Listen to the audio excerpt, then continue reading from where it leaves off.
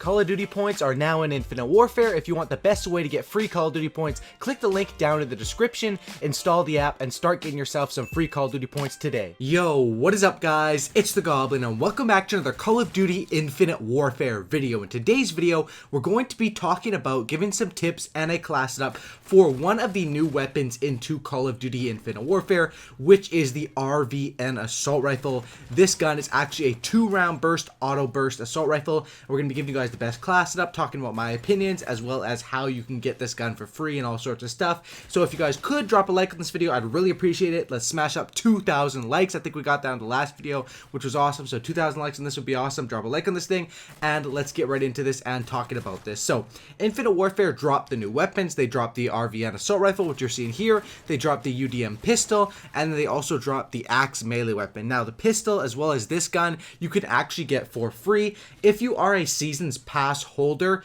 this weapon will be automatically on your account, as I'm sure most of you guys knew when this gun came out like a week ago. But even if you guys aren't a Season Pass holder, I think there's just a simple challenge you have to do to unlock this gun. I don't know exactly what the challenge is because I do have the Season Pass, so it was just automatically on my account, but I don't think it's that hard. I think this is definitely something that should be applauded because the weapons are free, and you know, that's really good. You know, for the first set of weapons, they're giving them out free, and then I guess, you know, probably in the next set of weapons maybe we'll get one free and then the rest in supply drops or something like that. But this gun is the RVN, and this is a very, very unique gun into Call of Duty, and the reason for that is that this is a 2-round auto burst gun. Now when we think about burst guns traditionally in Call of Duty, usually we think of a 3-round burst, you know, a RK5 pistol, a 3-round burst as in a M16, as in a FAMAS, as in anything that's usually a burst gun is usually a 3-round burst. Then the M8A7 from Black Ops 3 was a 4-round burst, which is even better. But as far as a 2-round burst, this makes this gun kind of weak, but the cool thing is the bursts fire very, very fast. There's only a split second in between the bursts, and you can also hold down the trigger because of the auto burst feature, which was first introduced in last year's Call of Duty Black Ops 3.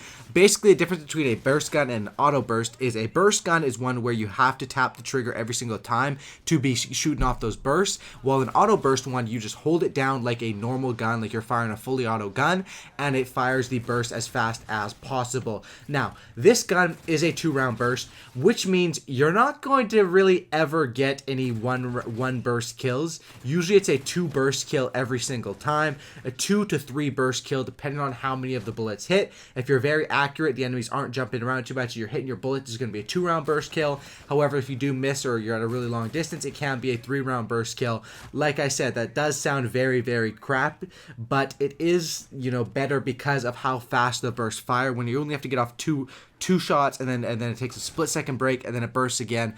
This gun is stronger than you would think for a 2-round burst, but it's honestly not nearly as good as any of the other assault rifles in the game. But I do have a good class up here for using this gun, and then we'll talk more about tips for this gun, how to make this gun actually usable and very strong after this. So basically, let's throw the class up on the screen right now. This is the RVN. I have the rare variant of it I got through a supply drop.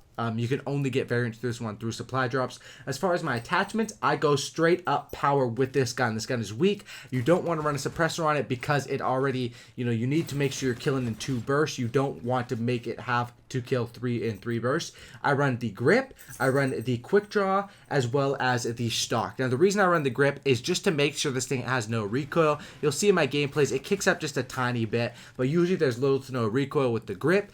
And the reason why I run the iron sights on this gun is because I was running the red dot a little bit. I think in the last gameplay in this video, you'll see I was using the red dot, but this gun actually by default, the sight you're seeing in the gameplay right now is the default iron sights on it. This is what happens when you have no scope put on the gun. It basically gives you it's sort of like a holographic sight from Modern Warfare 2. That's what this honestly reminds me of. And this comes for free with the weapon. So honestly, when I was thinking about it, there's really no point to run a reflex sight, or maybe an elo sight would be worth it. But when you have a built-in holographic sight, why not just use that, and then I take the extra slot that I'm saving there and throw it onto my Perk Tree for Marksman. As far as my perks go, they're pretty standard stuff. Ghost, Dexterity, Hardline, Marksman, pretty standard stuff. But the more important thing about this gun is that, you know, you have that built-in iron sight, holographic sight, and then you use the attachments for pure power and for pure maneuverability with the weapon. Now, as I talked about with this gun before, it is fairly weak, which is kind of bad. When they give it a free weapon for DLC, you'd think they would make it strong, or at least, you know, something that would be able to compete, because if it's free, every single person can have it. There's no issue of pay to win. Like, I understand when they put out the guns that you have to get through supply drops. They want to make sure that usually those guns are a little bit weaker, or they're a little bit more balanced, and then as the game's life cycle goes along, they start throwing out overpowered stuff. That's how it worked in Advanced Warfare. Towards the end of Advanced Warfare, they were throwing in guns that were just super overpowered into supply drops, and it's sort of the same with the last Black Ops 3 drop. The M16 that they dropped in M16 is one of the best DLC weapons we've ever got, and the PPSH is also pretty good, and that's basically how it goes. You know, the longer the game's been out for, the more they are able to, you know, go more overpowered and, you know, guns into the supply drops. But with this one, there's no issue of pay to win here. This gun is going to be free for everyone, whether you're season pass or not. So I think that they should have made this gun a little bit stronger, and there's no really good reason for this gun to be a 2-round burst. I don't really understand that. Why not make this gun a 3-round burst, where it would actually have a spot in the game and in the meta of the game, when as of right now, there's really no reason to use this gun over something like a burst assault rifle like the R3K in this game, because that gun is just going to get you more one burst kills. And while that gun is still not very good, like, the burst guns in this game are nothing compared to what they were in Black Ops 3. The RK5 pistol was the most overpowered pistol in Black Ops 3, the best secondary. Then you had the M8A7, was probably the best assault rifle in the game. You had the XR2, which was a pretty average assault rifle, and then you had the M16 DLC gun, which was pretty good as well, one of the most overpowered DLC guns. But in this game, the R3K is kind of a weak burst gun. Even after the buffs it's got, it still doesn't one burst all the time like the M8A7 would do. And this gun here, there's no chance you're ever going to get a one burst unless the enemy is weak, or maybe if you headshot them, it might be a one burst. I'm not sure on that. But it's just like, this gun has no spot in the game. There's really no reason to run this over any other assault rifle. And the reason why you would run this is just to mix it up, to have some fun, and to use this gun.